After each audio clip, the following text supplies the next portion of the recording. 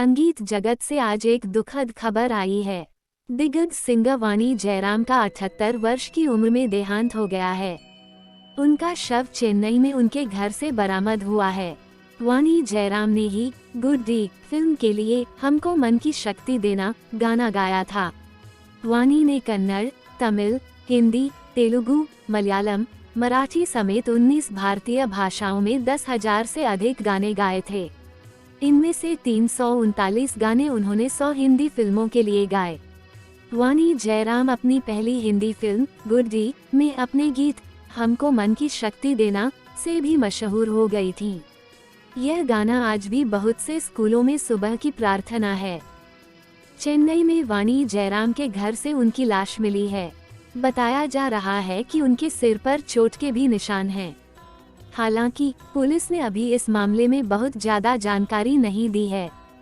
वाणी जयराम का नाम इसी साल पद्म पुरस्कार के लिए चुना गया था। 3 बार नेशनल फिल्म अवार्ड जीतने वाली वाणी जयराम का असली नाम कलैवनी था। महज 8 साल की उम्र में ऑल इंडिया रेडियो के लिए गाने वाली वाणी कभी भारतीय स्टेट बैंक में काम करती थीं। तमिलनाडु के वेल्लोर में 30 नवंबर 1945 को पैदा हुई वाणी 6 बेटियों और 3 बेटों के परिवार में 5वीं बेटी थीं।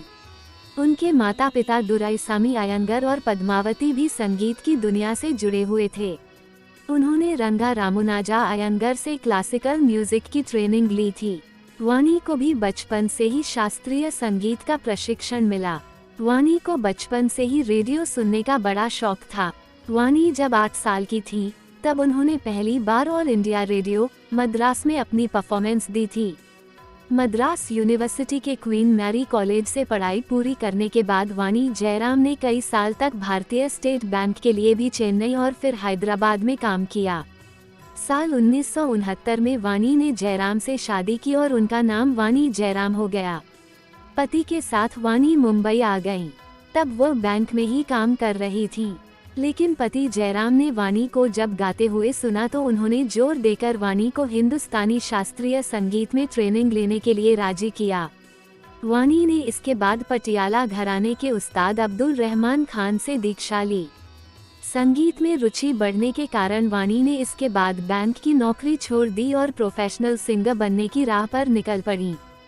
उन्होंने एम.ए. इलैयाराजा, आर.डी. बर्मन, के.वी. महादेवन, ओ.पी. नैयर और मदन मोहन सहित अन्य फेमस संगीतकारों के साथ काम किया था। वाणी जयराम को हाल ही में भारत में तीसरा सबसे बड़ा नागरिक पुरस्कार पद्म भूषण मिलने की अनाउंसमेंट की गई थी। यानी उन्हें जल्द ही पद्म भूषण से नवाजा जाता, लेकिन इससे पहले ही ये अनहोनी हो गई। अपने संगीत के जरिए वाणी जयराम की याद हमेशा लोगों के दिलों में बनी रहेगी।